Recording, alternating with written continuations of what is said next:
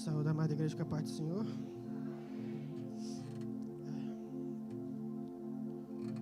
Todos felizes? Amém. No dia do Senhor, na casa do Senhor, juntos dos filhos do Senhor, adorando ao Senhor. Eita bênção, dia maravilhoso. Irmãos, abram suas Bíblias no livro do 2 Reis.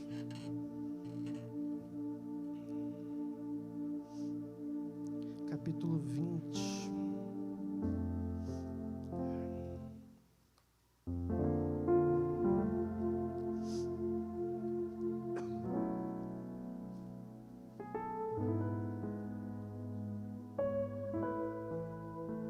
Segundo Reis, capítulo 20. Vamos ler do versículo 1 ao 7. Depois vamos pular para o versículo 12 para ganharmos tempo. Todos acharam? Assim diz a palavra de Deus. Naqueles dias, Ezequias adoeceu e estava perto da morte.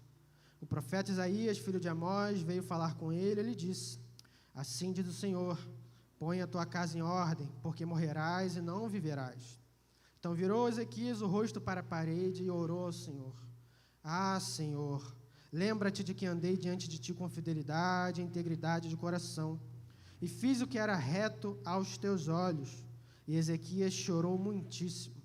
Não havendo Isaías ainda saindo do meio do pátio, veio a ele a palavra do Senhor: Volta e diz a Ezequias, príncipe do meu povo: Assim diz o Senhor, o Deus de teu pai Davi: Ouvi a tua oração e vi as tuas lágrimas, eu te curarei.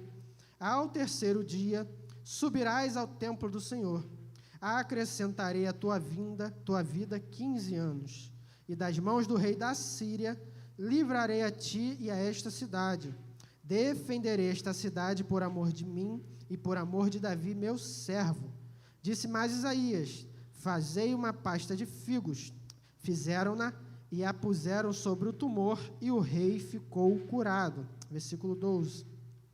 Nesse tempo enviou Merodach-Baladã, filho de Baladã, rei da Babilônia, cartas e um presente a Ezequias, porque ouvira que Ezequias estivera doente.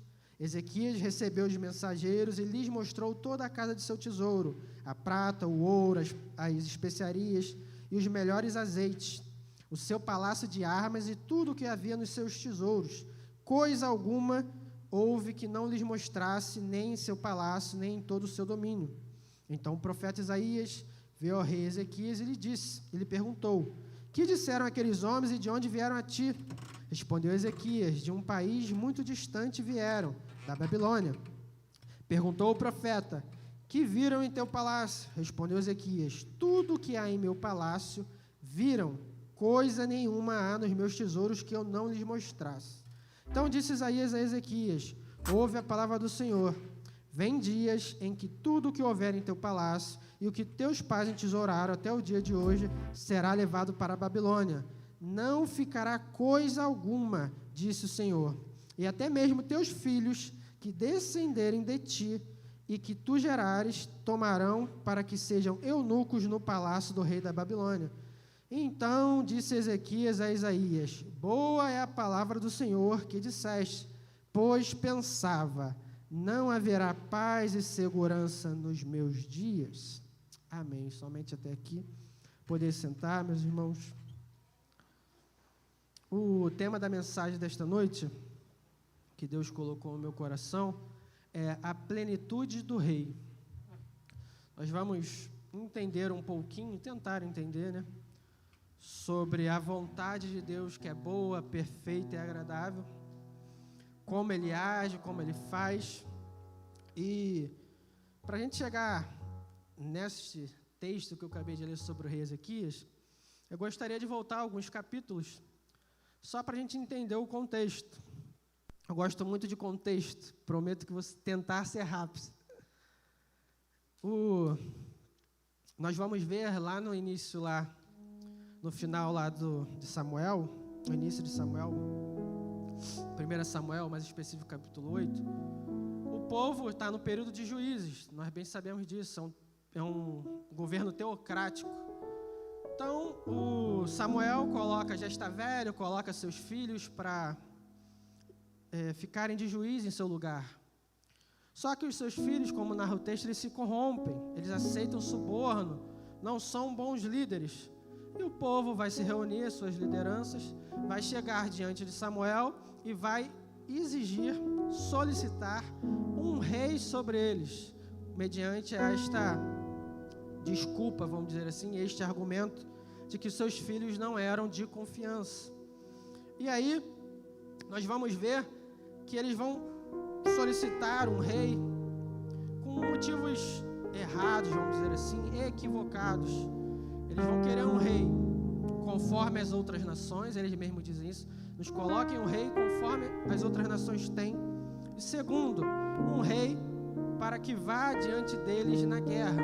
E aqui de cara nós já vamos ver, Samuel vai ficar muito triste, vai levar a Deus. Você conhece a história, se não conhece, peço que leia, é muito bom essa história. Ele vai levar para Deus e Deus vai falar, não fique chateado, ele não rejeitou a você, Samuel, mas a mim. Porque o pedido para um rei foi bem claro. Eles queriam um rei conforme as outras nações, eles não queriam ser governados por Deus. O segundo ponto, eles queriam que este rei fosse diante da batalha deles, mas Deus já ia diante da batalha com eles. Nós vamos ver toda a história. O próprio Jericó, quando a muralha cai, é Deus que dá a vitória. Desde o Egito até o momento que eles estão, Deus está à frente do seu povo, dando vitória, guerreando, Deus de batalha. Então aqui eles rejeitam claramente Deus. Queremos um rei humano. E aí, Deus vai permitir isso. Mas só para nós entendermos esta vontade, fica parecendo aqui que Deus cede, né, a vontade do povo. Ele abre mão. Mas nós vamos ver que Deus não é pego desprevenido, nem de surpresa. Lá em Gênesis 49, Deus já fala por intermédio de Jacó, abençoando seus filhos, que ele diz, o cetro não se apartará de Judá. Ele abençoando Judá e fala, o cetro não se apartará de Judá, nem o bastão de comando de entre os seus pés, até que venha Siló, até que venha aquele quem pertence. Deus já falando de onde viria o governo, que viria da tribo de Judá. Balaão, quando vai profetizar mal contra Israel, ele não consegue somente abençoar, ele vai dizer em Números 24, vê-lo-ei, mas não agora, contemplá-lo-ei, mas não de perto. Uma estrela procederá de Jacó, um cetro subirá de Israel. Israel fará proezas, um dominador sairá de Jacó. Deus já mostrando que levantaria um grande rei em Israel.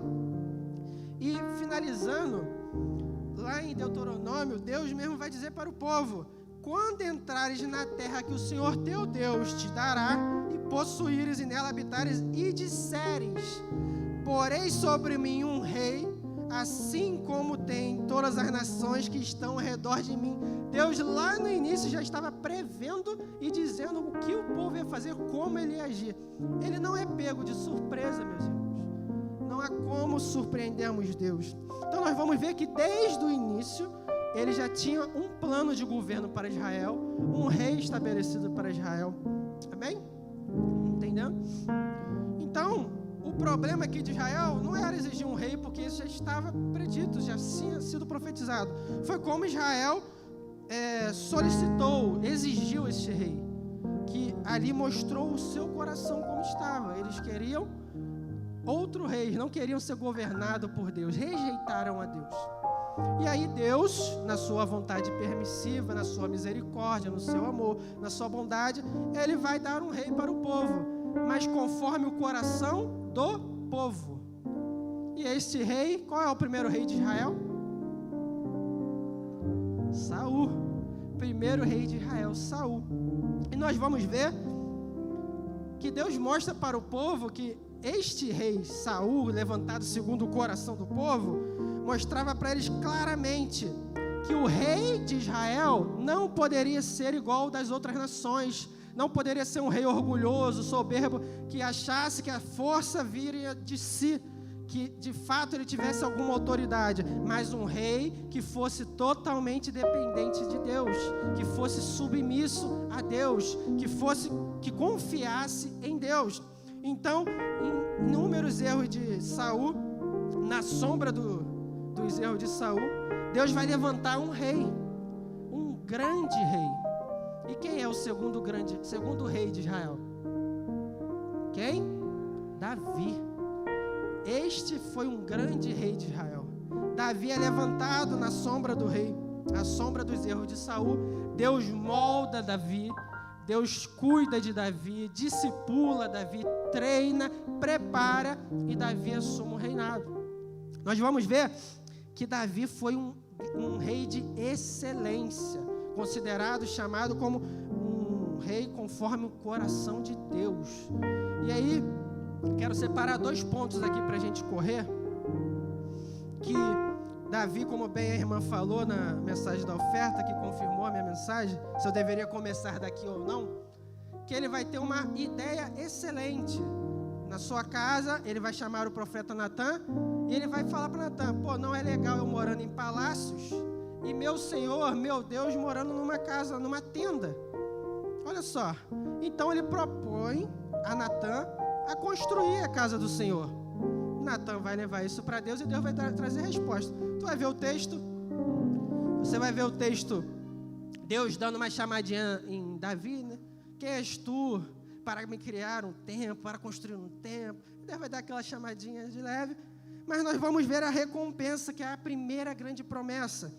2 Samuel 7,16: quanto a você, a sua casa e o seu reino permanecerão para sempre diante de mim, o seu trono será estabelecido para sempre. Aqui Deus falando para Davi: olha, Judá agora já está no trono, mas agora Davi, meu servo, sua descendência ficará para sempre durante o governo, em todo o governo. O reinado de Davi duraria para sempre. Olha que grande promessa maravilhosa.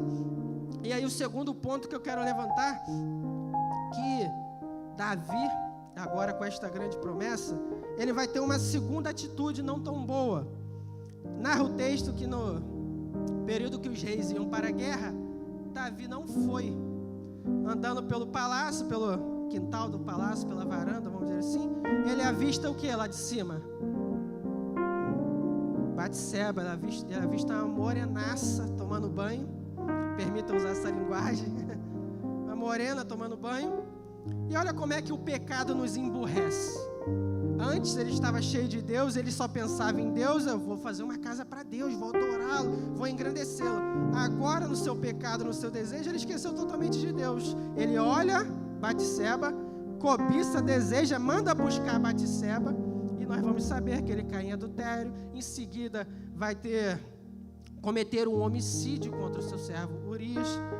Olha como é que o pecado emburrece, como é que nos leva a fazer atitudes erradas, equivocadas. E aí vem a segunda grande promessa para Davi. 2 Samuel 12:10. Agora é Natã que vem até ele e vai dizer: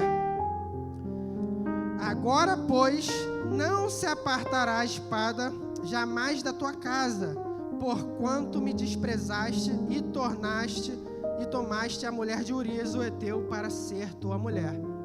Nunca mais sairia de Davi o reinado, né?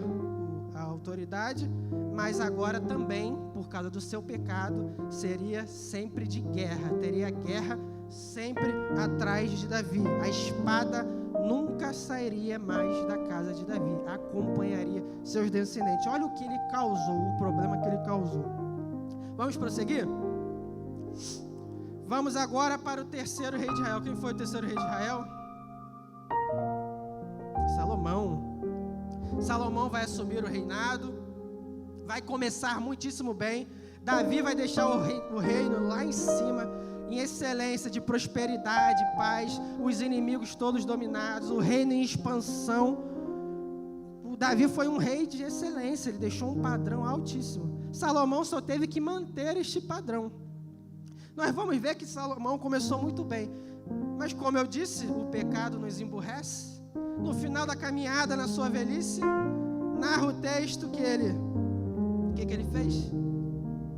Ouviu as suas muitas mulheres e se inclinou à idolatria. Ele vai idolatrar outros deuses, vai se afastar do Senhor. Pecado gravíssimo ele vai cometer contra o Senhor, que nós vamos ver de um homem mais sábio do mundo, virou o mais burro no final da sua vida. Que a palavra de Deus diz que o temor do Senhor é o princípio da sabedoria. Se nós perdemos esse temor, não há sabedoria alguma. Estão conseguindo entender? Então aqui Salomão termina os seus dias burro, por causa do pecado. E aí vem uma palavra de Deus também para Salomão. Assim diz o Senhor a Salomão: pois que ouviste em ti, que não guardaste a minha aliança e os meus estatutos que te mandei, certamente rasgarei de ti este reino e a darei a teu servo. Salomão, de novo, como Davi, arrumou um problema para a próxima geração, para os que viriam após ele. E aí, você conhece bem a história, seu filho Roboão vai assumir, vai ter ali uma contenda ali com Jeroboão, e eles vão contender e vão separar o reino, dividir o reino. Estou sendo bem resumido, tá, meus irmãos? Então, de 12 tribos, vai ficar 10 tribos para Israel, Samaria, Israel do Norte, e com Judá, no trono de Davi, somente 2 tribos, Judá e Benjamim. Todo mundo até aqui? A partir daqui, vamos seguir somente com Judá. Estamos atrás do grande rei. E pasme, não é Davi. Tem um rei melhor, excelente, pleno, que está para chegar.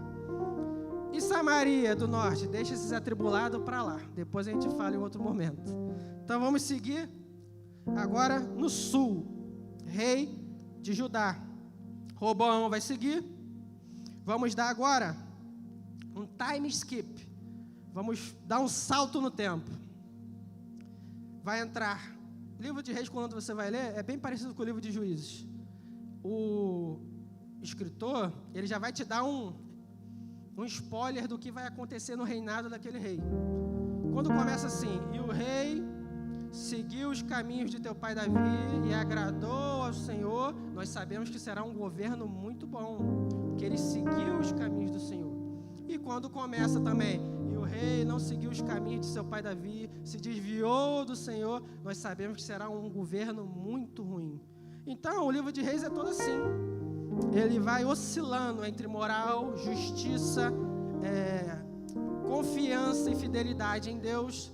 Vem reis muito bons que tentam chegar ao padrão de Davi novamente, mas não conseguem, mas elevam a moral do povo. Vem reis muito ruins que jogam lá embaixo. E essa é a história do livro de Reis. Muitíssimos reis são levantados em Judá. Então, chegamos no rei Acais. Tentando cortar bastante.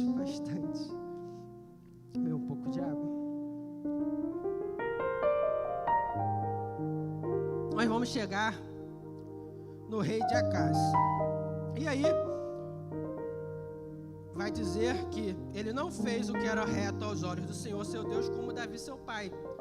Ele passa a idolatrar ídolos.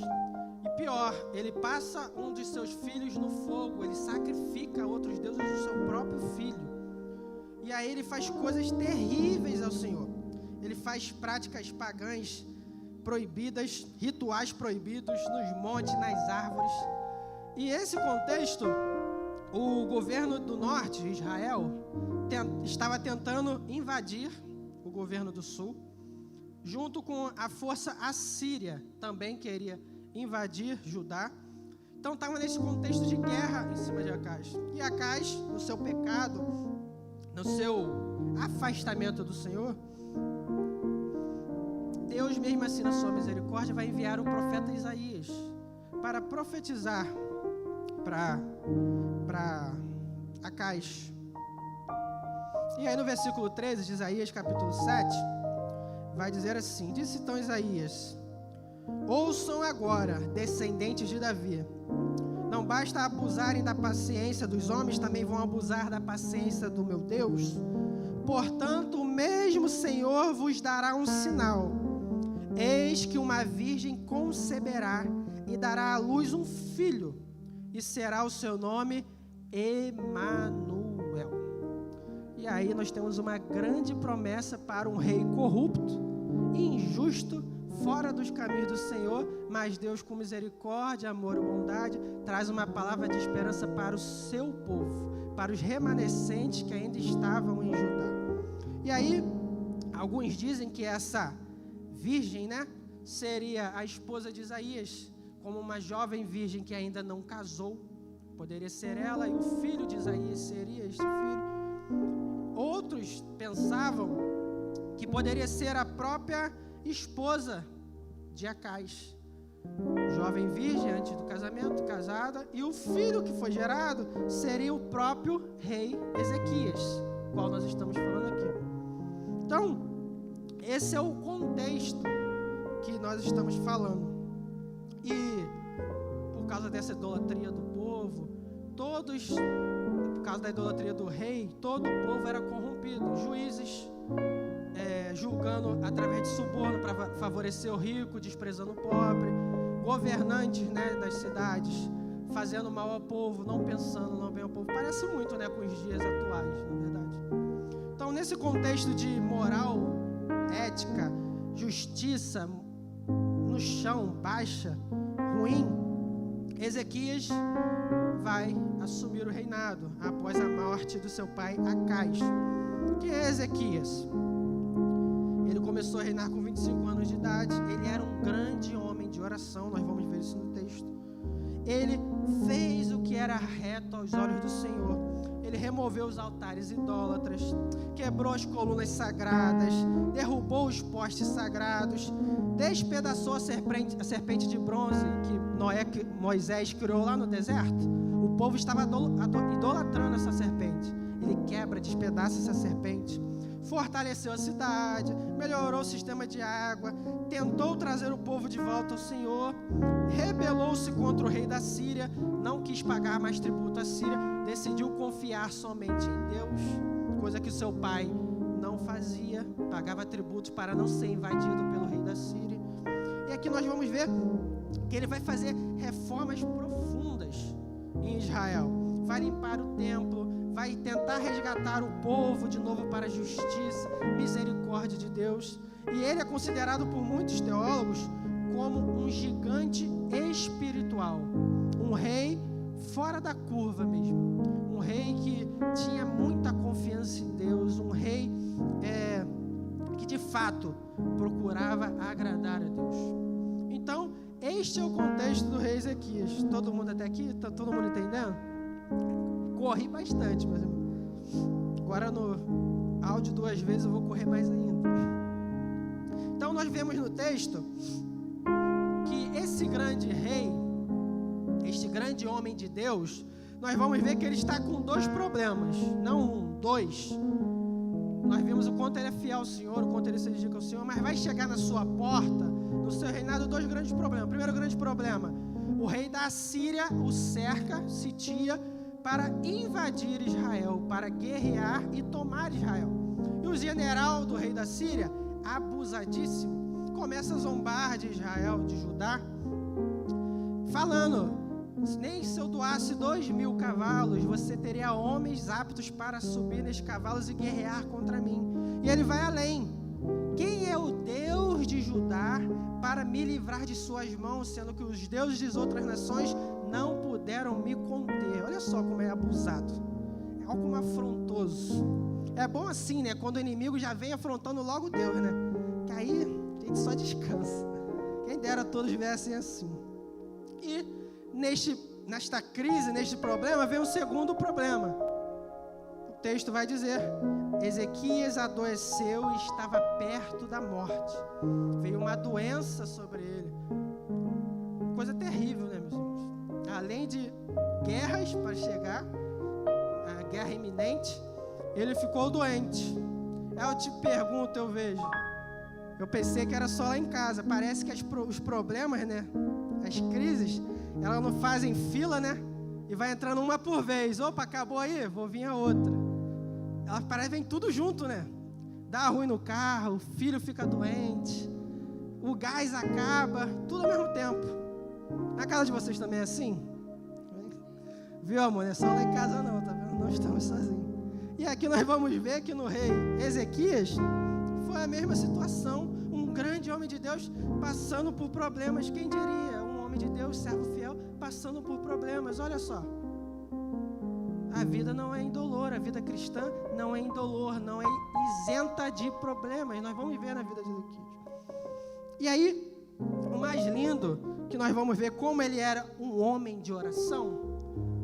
Ele chega na casa, no templo do Senhor, oferece ao Senhor e fala, olha o que ele está falando sobre o rei da Síria, olha o que ele está falando contra o Senhor, vem em nosso favor. E no capítulo 20, nós vamos ver que ele vai virar o rosto para a parede. Senhor, lembra-te que andei diante de ti com fidelidade, integridade de coração, e fiz o que era reto aos teus olhos. Ele tinha moral ou não para fazer essa oração? Ele era um homem fiel ao Senhor. E nós vamos ver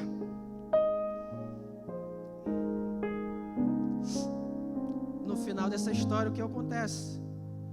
Primeiro vamos começar pelo abusado lá do general da Síria. O que Deus faz? Sucedeu,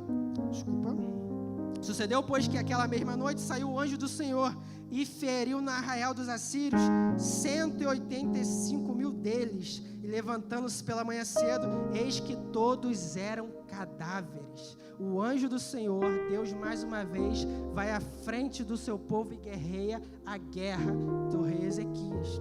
Nós vamos ver que esse general, mais à frente, será morto pelos seus próprios filhos. Primeira vitória. A segunda, nós vamos ver que Deus vai mandar o profeta Isaías voltar e diz: volta Ezequias, a capitão do meu povo, assim diz o Senhor, o Deus de Davi teu pai, ouvi a tua oração e vi as tuas lágrimas, eis que eu te sararei, ao terceiro dia subirás à casa do Senhor. E aí, disse mais Isaías, fazei uma pasta de figos, fizeram, né, puseram sobre o tumor, e o rei ficou curado. E aí não tem como não lembrar do Salmos 34:19. Muitas são as aflições do justo, porém o Senhor os livra de todas. Salmos 121. Eleva os meus olhos para o monte, de onde me virá o socorro? Meu socorro vem do Senhor que fez o céu e a terra. Onde não tinha mais saída, escapativa, solução. Aí que Deus age, aí que Deus opera, mostra a sua grandiosidade, o seu poder. Vocês conseguem receber isso? Deus é o nosso refúgio e fortaleza, socorro bem presente na angústia. Como é bom estarmos refugiados em Deus no momento da angústia, não é mesmo, meus irmãos? Como é bom, o ímpio não tem a quem recorrer, mas nós, graças a Deus, temos a quem recorrer. Prosseguindo. Será que eu consigo terminar a mensagem? Falta muita coisa, pastor.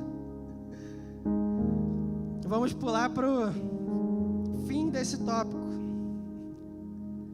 2:20. Brincadeira. E nós vamos ver que Ezequias é curado. O problema da Síria, do rei da Síria, é jogado de escanteio. Não tem mais esse perigo iminente. Ezequias está no bem bom, está bem, está feliz, está em momento de paz. E o texto vai narrar lá no versículo 12, que o rei da Babilônia, sabendo que ele foi curado, manda uma carta de alegria, de comemoração, e vai ter com Ezequias, certo? E aí a gente vai ver a tolice de Ezequias. Vai mostrar todo o reinado para o rei da Babilônia. As joias, o ouro, a prata, tudo dentro do reinado, do templo, ele vai mostrar tudo, não vai esconder nada. E nós vamos ver a consequência disso.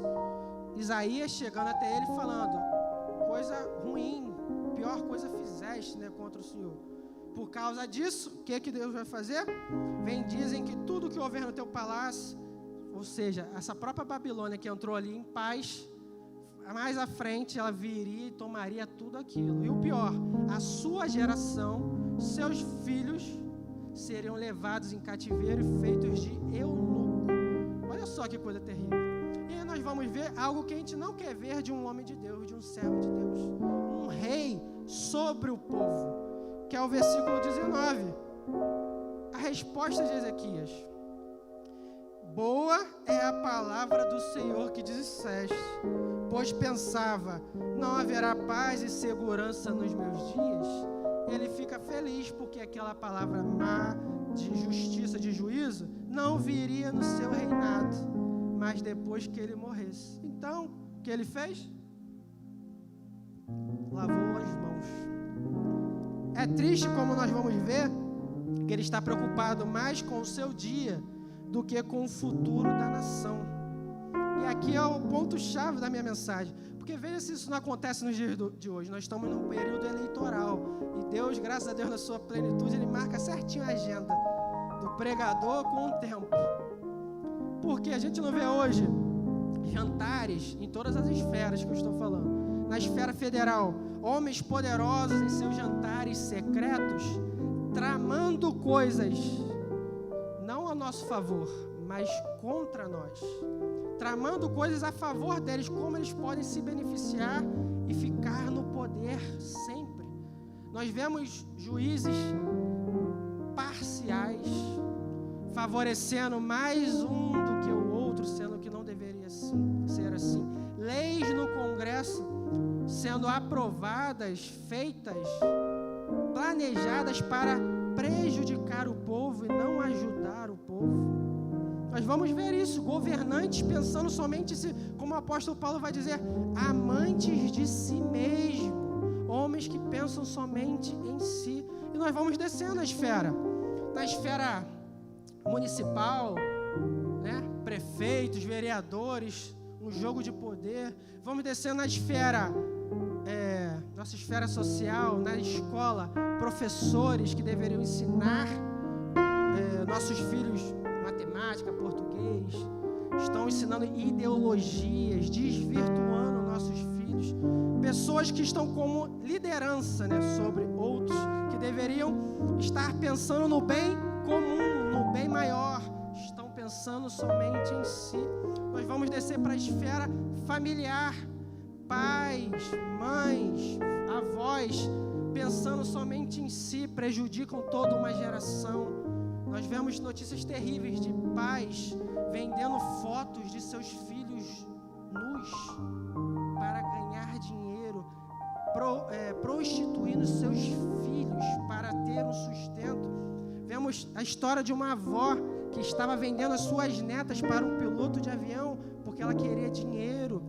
Homens e mulheres que estão sobre nós, são líderes familiares, em qualquer lugar que esteja, nós vamos ver amantes de si mesmo, preocupados consigo mesmo, e nem aí para a geração que viria. E eu digo mais, na nossa classe, esfera religiosa, pastores e líderes da igreja abusando do povo, como lá em Ezequiel o profeta Ezequiel, ele vai narrar pastores mercenários, arrancando a lã de suas ovelhas, nem é aí preocupado com o povo, ferindo a ovelha.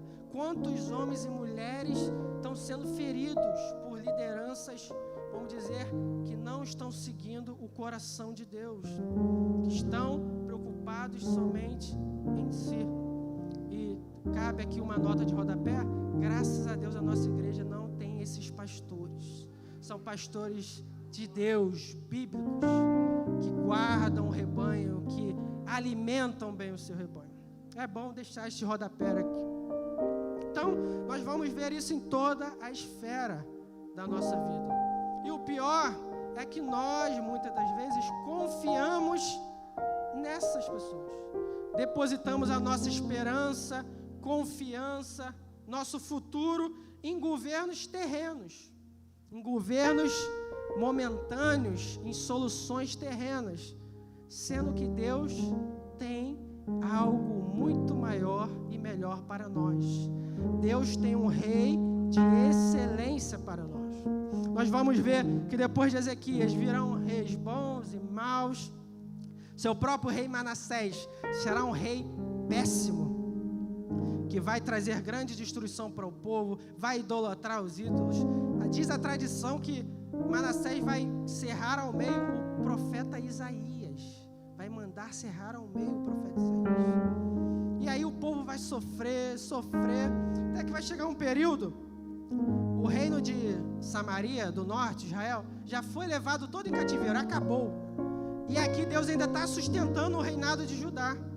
Mas vai chegar num período que também o reino de Judá será levado todo em cativeiro. Cessará a misericórdia de Deus e virá o juízo sobre Judá. E nós vamos ver que não resta mais ninguém. Todo o povo de Israel está solto, disperso, exilado. Fica aparecendo aqui que Deus abandonou o seu povo. Fica parecendo que Deus esqueceu da sua promessa. Nós vamos ver que parece que Deus não está vendo o sofrimento do seu povo. Isaías 54, versículo 7 e 8 vai muito bem nos dizer. Deus nos diz: por um pequeno momento te deixei, mas com grande misericórdia te recolherei. Em grande ira escondi a face de ti por um momento, mas com benignidade eterna me compadecerei de ti, diz o Senhor, o teu Redentor. Eu te trago à memória a grande promessa que foi feita para o rei Acais. Qual era o sinal? Que a virgem conceberia e daria à luz um filho. E este sinal é concretizado e cumprido em Maria. Lucas 2, 10, 11 vai narrar. E o anjo lhes disse: não temais, pois trago novas de grande alegria para todo o povo. Pois na cidade de Davi vos nasceu hoje o Salvador, que é Cristo o Senhor. Aleluia! Porque um menino nos nasceu, um filho se nos deu, o principado estará sobre os seus ombros, e se chamar o seu nome, Maravilhoso Conselheiro, Deus Forte, Pai da Eternidade, Príncipe da Paz. Do aumento deste principado e da paz não haverá fim sobre o trono de Davi e no seu reino. Chegou, meus irmãos, chegou um rei que resolve, chegou um rei perfeito, pleno, completo, sem falha, sem mancha. Aleluia! Salmos 24: levantai, ó portas, as vossas cabeças, levantai, ó portais eternos, para que entre o Rei da Glória. Quem é este Rei da Glória, meus irmãos? Quem é o Rei da Glória, meus irmãos? Quem é o Rei da Glória, meus irmãos? Jesus é o Rei da Glória. Aleluia. Chegou Jesus. Vamos falar agora da plenitude do rei? Ou vocês achavam que a plenitude do rei era o rei Ezequias? Meus irmãos, lembra que o padrão de excelência era Davi? Um padrão de exemplo? Já era um nível alto para os outros reis. Mas agora vai chegar um rei incomparável, que vai quebrar todo o padrão, a regra, ele vai levar para outro nível, que o povo vai olhar e falar assim: quem é Davi? Que esse é sim um grande rei. Os gigantes espirituais diante do rei Jesus viram nanicos espirituais. Então, vamos prosseguir? Vamos prosseguir, pastor.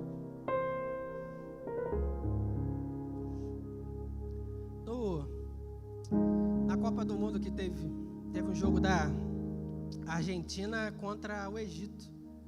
A Argentina estava tomando um grande sufoco e perdendo. E aí a Argentina virou o jogo, né? E ganhou. Aí o narrador, ousadamente, achei ousado, ele vai dizer: Quem tem Messi no time não tem o que temer. A vitória é garantida. Eu não sei se Messi fez gol, mas ele participou do resultado. Aí eu falei, caraca, que ousadia. E aí o Espírito Santo me trouxe, não, eu posso dizer isso com ousadia. Nós que fazemos parte do time de Jesus, não temos o que temer. A vitória é garantida. O placar é sempre favorável a nós. Vai pegar o Messi lá no final da Copa do Mundo, ele ganhou ou perdeu? Ele estava em campo. E o nosso Rei Jesus? Esse não perde nunca. Aleluia. Então, prosseguindo, eu gostaria de comparar, até covardia, né? Comparar o rei Ezequias com o rei Jesus. A gente vai ver um contraste grande, uma disparidade, mas uns pontos que eu gostaria de levantar. Vamos lá. Primeiro, ensinar a palavra do Senhor, a restaurar o povo, trazer avivamento. Diz os estudiosos que Ezequias, após receber a bênção, né, de que teria mais 15 anos de vida, ele vai dedicar os seus 15 anos de vida em dedicação ao Senhor, ao estudo da sua palavra. Ele vai separar um grupo de escribas, chamados os homens de Ezequias, para fazer cópias do Antigo Testamento, numerar, catalogar, para facilitar para o povo o entendimento. Ele vai propagar a palavra de Deus para restituir a nação, a sua moral, justiça. Ele vai dedicar os últimos 15 anos da sua vida a trazer o povo para os caminhos do Senhor, para restaurar a nação, o povo de Judá. E aí, nós vamos ver que Jesus, olhando para Jesus também, nos seus últimos anos de ministério, que é a partir dos 30 anos que ele começou o seu ministério, seus 3 anos e 3 anos e meio, ele se dedicou a propagar o Evangelho, o reino do Senhor. Ele separou não homens especialistas, homens cultos, doutores como Ezequias, mas ele separou pessoas comuns, simples, homens incultos, sem muito estudo, e preparou este povo, treinou, discipulou, amou esse povo. Os 12 discípulos, nós vamos ver, desde Pedro até Judas, não tem um ali legal, um bom. Jesus trabalhou bastante ali. Jesus investiu tempo. Jesus se dedicou a ensinar o reino de Deus, se dedicou a criar lideranças. E nós vamos ver que ele fez isso muito bem, porque esta palavra foi propagada, até depois, quando ele foi assunto aos céus, os seus discípulos propagaram essa palavra. Eles entenderam tão bem o que eles estavam carregando, que eles propagaram essa palavra. Vamos ver em Atos 4:20, Pedro e João falando, porque não podemos deixar de falar do que temos visto e ouvido. Efésios 4:20, o apóstolo Paulo corrigindo a igreja, não fostes assim que aprendestes de Cristo. Nós vamos ver no próprio texto da Santa Ceia, 1 Coríntios 11:23, porque eu recebi do Senhor o que também vos ensinei. Nós vamos ver que Jesus é um mestre de excelência. Aleluia. O Lucas 4:18-19, ele vai dizer que o Espírito do Senhor estava sobre ele, pois ungiu para evangelizar os pobres, a curar os contritos de coração, proclamar liberdades aos cativos e restauração da vista aos cegos, a pôr em liberdade os oprimidos e anunciar o ano aceitável do Senhor. Nós temos que ter Jesus como parâmetro para a nossa vida em tudo. E agora que eu estou falando para lideranças, líderes ministeriais, professores de escola dominical que falam para um grupo, que têm à frente de um grupo, pais. Nós precisamos ser como Jesus, liderar como Jesus, preparar para a nova geração, preparar a nova geração para o que vem à frente. Nós precisamos ter perto de nós homens como Pedro, meio grosseiro, perguntador, questionador, debatedor. Muitas das vezes nós, como liderança, nós não queremos um liderado assim perto de nós. Reclama de tudo, muito problema. Imagina se Jesus olhasse dessa forma e desistisse de Pedro. Mas a liderança é isso. É para dedicar, discipular, aperfeiçoar, preparar. Não vai chegar em nossas mãos, irmãos, diamante já bonitinho para colocar no dedo, não. É o diamante bruto, cheio de lama, cheio de feridas, imperfeições. Mas com a ajuda de Deus, nós vamos melhorar, lapidar, até que este diamante esteja formado, bonito. Dói, tem choro, tem tristeza, mas o líder foi chamado para isso. O líder, ele deve saber receber cobrança, que ele está numa posição que é esperado isso dele, que ele gere frutos. Entendendo? Vocês conseguem entender?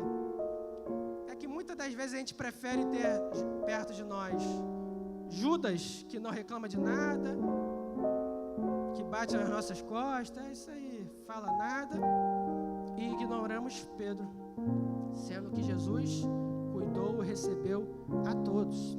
Conseguindo entender? Nós precisamos ter isso no nosso coração. E aqui eu abro outra notinha de rodapé, que na minha adolescência, juventude, até agora, eu fui muito Pedro, no sentido de, como eu brigava com o meu pastor Elias. Dava muito trabalho, pastor, hoje eu estou dando menos trabalho, né? Mas graças a Deus, o meu pastor, ele é uma cópia de Jesus. Ele me puxou para perto dele. Ele não me botou para fora. Não me deixou de escanteio, não me ignorou. Ele me envolveu na obra, me lapidou, me discipulou, me exortou, me corrigiu às vezes que eu me excedi. E hoje, vocês me veem aqui falando, foi por causa do investimento do meu pastor, da minha liderança. Os frutos às vezes não vêm no momento, eles vão vir muito mais à frente. Nós precisamos ter a mente e os olhos de Jesus. Vocês estão entendendo, meus irmãos? Jesus é o nosso exemplo máximo em tudo. Então, prosseguindo, a segunda coisa que eu comparo eram homens de oração. Nós vamos ver Ezequias, quando ele recebe a ameaça do rei assírio, ele vai ao templo, vai orar ao Senhor, pedir e clamar. Quando ele vem a doença, ele também vai clamar ao Senhor. Nós vamos ver que Deus vai responder esta oração. E nós vamos ver também que Jesus também era um homem de oração. Jesus viveu e morreu orando. Toda a sua caminhada era de constante conversa e comunhão com Deus. Nós vamos ver na escolha dos 12 discípulos, ele se recolhe ao monte e fica a noite toda orando antes de escolher os 12 discípulos. Olha só, ele passou a noite toda orando e escolheu os 12 que escolheu. Às vezes a gente sem orar quer escolher pessoas pela capacidade, pelos dons, pelas aptidões, e não vai render tanto quanto os 12 renderam na mão de Jesus. Nós vamos ver Jesus em todo momento se retirando para o secreto, para orar ao Pai. Nós vamos ver a comunhão de Jesus sempre em constante oração. No Getsemane, ele orando. Vou falar mais disso mais para frente. Não? Tu me deu 30 minutos? Vai dar tempo. E aí o que eu quero observar nesta oração é a reação à resposta aparentemente negativa de Deus. Repare bem, nós oramos a Deus, clamamos e nós queremos que a nossa vontade seja atendida. Nós queremos que a resposta de Deus para nós seja sempre positiva. E sim, é isso mesmo que eu espero. Mas nós vamos ver aqui no texto que nenhum dos dois tiveram uma resposta positiva. Primeiro, o rei Ezequias. Ele adoeceu, já estava em constante oração com Deus. Isaías vai até ele e vai dizer o quê? Põe a tua casa em ordem, pois você morrerá. A resposta negativa. É isso aí, tu vai morrer. Acabou. E aí nós vamos ver a reação de Ezequias. Então virou o rosto para a parede e orou, dizendo: Ah, Senhor, suplico te lembrar de que andei diante de ti em verdade, com um coração perfeito, e fiz o que era bom aos teus olhos. Olha só, ele colocou diante de Deus as suas boas obras, a sua justiça, sua fidelidade ao Senhor. Vamos ver agora para Jesus? Jesus, lá em Mateus 20, ele vai avisar os discípulos: vamos para Jerusalém, que o Filho do Homem será entregue aos principais sacerdotes e aos escribas a condená-lo à morte. E aí a gente vai ver lá em Mateus 26, 39, qual foi a oração de Jesus? Meu Pai, se possível, passa de mim este cálice, mas todavia seja feita a tua vontade. Ele já sabia a sua missão, o seu propósito, que era morrer na cruz pelo meu e seu pecado. Ele sabia a vontade do Pai. E aqui nós não vemos Jesus colocando as suas obras de justiça diante de Deus. Jesus era um homem justo, fiel ao Senhor. Ele tinha ou não muitas coisas para colocar diante de Deus ali, para sair daquela situação. Tinha sim ou não, igreja? Pai, todavia seja feita a tua vontade. Irmãos, a oração do Pai Nosso, ela é perigosíssima, porque ela nos desprende de nós, da nossa vontade, dos nossos sonhos, projetos, e colocamos Deus acima disso. Meus irmãos, e às vezes nós não estamos preparados. Às vezes a resposta de Deus para nós não será tão favorecida naquele momento, não será o que esperamos. Esses dias, recentemente, Deus fez uma coisa muito chata comigo, meus irmãos. Vou abrir meu coração para vocês. No início do ano, eu vim com meu projetinho bonitinho, fui todo saltitante para Jesus, para Deus. Aqui está meu projeto, meus planos. Só autentica aí para dar tudo certo. Só dar uma carimbada, não precisa nem olhar. Pasmem só. Ele não aprovou o meu projeto. E a resposta dele para mim foi não. Na verdade, nem resposta ele deu. Eu só vi que foi tudo ao contrário acontecendo. E aí a gente quer manter, né, pastor Leandro? A gente quer manter a compostura, né? Aleluia. Você sabe o que é melhor para mim. Aleluia.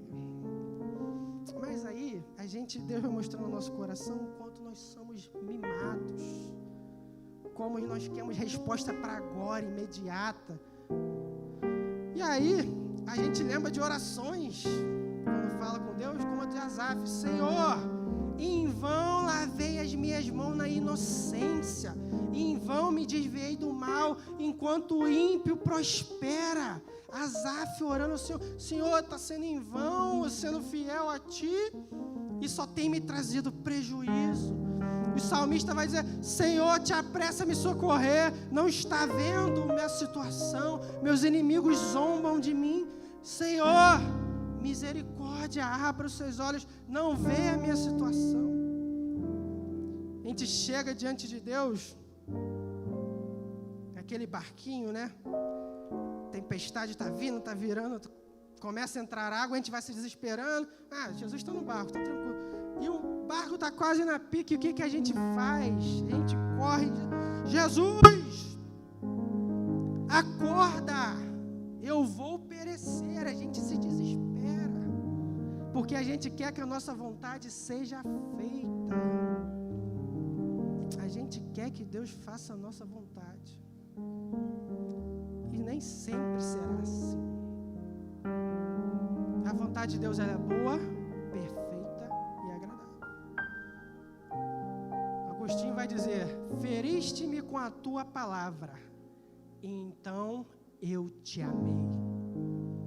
Ele nos fere em determinados momentos, porque nós queremos às vezes domesticar Deus. A oração, ela fala muito mais sobre quem está orando do que quem está recebendo. Presta atenção como você tem orado a Deus. Você tem colocado Deus como um ídolo, Que tu vai todo dia assim, ai Deus, eu preciso disso, e tu vai embora. Ou tu tem tratado ele mesmo como seu pai, você quer relacionamento com ele, quer comunhão. Ore bem, preste bem atenção na oração que você tem feito no seu íntimo com Deus. E aqui nós vamos ver que Jesus, ele prefere agradar a Deus. Um coração quebrantado e contrito não desprezará, ó Deus. Coração quebrantado e contrito é aquele que quer agradar a Deus. E nós vamos ver Jesus agradando a Deus. Aí a conclusão, para não me exceder, nós vamos ver o resultado disso. Rei Ezequias, ao postergar a sua morte, a não querer viver aquilo ali, passar por aquilo ali, Deus atende a sua oração por misericórdia, mas ele focou apenas numa necessidade pessoal e física. Nós, na nossa própria natureza, a gente quer buscar preencher esses vazios, ou resolver de crises imediatas, a gente quer para agora, no momento. E Ezequias, ele foi tentar fugir disso, e postergou a sua morte para 15 anos, mas resolveu somente aquilo ali. Jesus, diferente de Ezequias, submeteu a sua vontade inteiramente ao Pai. Ele não buscou evitar a morte para benefício próprio, mas aceitou a humilhação daquela cruz, sofreu, foi açoitado, envergonhado, humilhado, subiu naquela cruz, mas ele estava com o objetivo de cumprir o projeto de redenção planejado antes da fundação do mundo. Para Ezequias, o terceiro dia representou somente cura física, e a subida ao templo foi somente para adoração. Foi uma restauração limitada ao templo e à história de Israel. Nós vamos ver que depois dele, seus descendentes trouxeram muito prejuízo ao povo, trouxe mal ao povo. O pecado que vem desde lá do Éden também está nos reis, e esses reis corrompidos corromperam o seu povo e trouxeram destruição para o seu povo. E Jesus, Rei perfeito, ao terceiro dia, ele morreu sim, mas ao terceiro dia, ressuscitou. E como ele venceu a morte, nós também venceremos. Jesus, ao querer cumprir a vontade do Pai, morrer naquela cruz, ressuscitou e nos tornou filhos de Deus, nos salvou de toda a maldição. Ezequias trouxe problema para toda uma geração. Jesus resolveu o problema de todas as gerações. Jesus restaurou todas as gerações. Jesus salvou todas as gerações.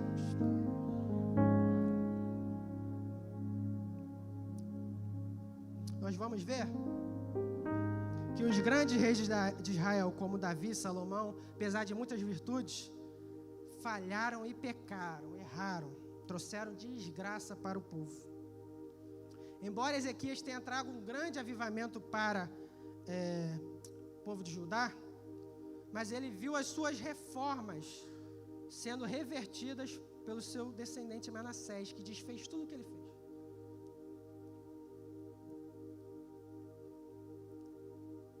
Isso evidencia a fragilidade das instituições humanas, governos humanos, que têm corrupção inerente à natureza adâmica.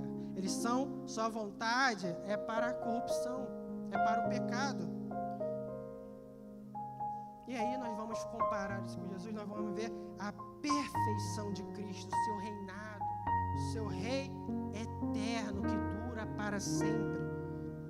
Ele é o herdeiro perfeito do trono de Davi.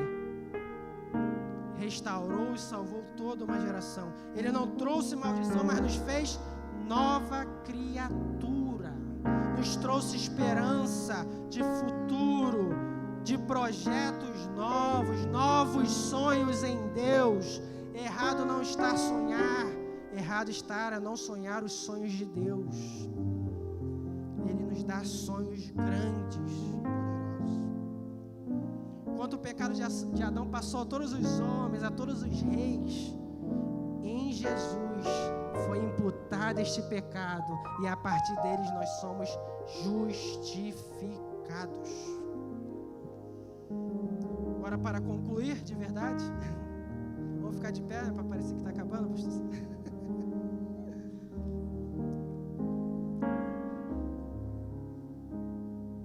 Irmãos, eu cortei bastante coisa, tá? Peço perdão, pastor, pelo horário.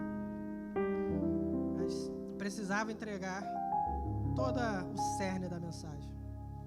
A conclusão.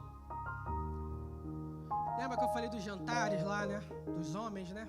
Poderosos, o ímpio, que eles maquinam, né? O mal, podem não falar que vão fazer mal a nós, mas as suas políticas, suas ações, atitudes demonstram mal. Muitas das vezes esses políticos, muitas das vezes não, a maioria das vezes, eles fazem a política a teoria do bode fedido. Bode fedido. Já ouviram falar? O que é esse bode fedido? Você está no elevador cheio, lotado, e você precisa ir para o último andar, e o prédio é muito alto. E aí, se determinado andar, sai uma pessoa e entra outra, mas com um bode fedido no colo. Entrou, fechou o elevador. Tava ruim, não tava? Tava apertado, um calor, mas agora veio um fedor absurdo daquele bode. E aí ele vai subir no elevador, tu fica, caramba, que cheiro horroroso, que cheiro miserável. E aí chega um determinado andar que sai aquela pessoa com um bode fedido, aí mas entra outra, continua apertado, continua ruim, mas sumiu o cheiro ruim. E aí nos dá uma falsa aparência de que melhorou. Se você for observar, as políticas públicas, a grande maioria são assim. Eles deixam piorar tanto, que eles fazem uma correção superficial e a gente fica, nossa, que bom que esse prefeito fez isso, que bom que esse governador fez isso, né? É só maquiagem. E aí, como eu estou comparando com um governo perfeito, pleno, nós vamos ver para a Trindade, quando eles se reúnem para conversar sobre nós, Ele planeja para nós bem, paz. Olha só, os planos que a Trindade tem para nós, porque desde a antiguidade não se ouviu, nem ouvido nenhum percebeu e nem olho viu o que Deus tem reservado para aqueles que trabalham e nele esperam.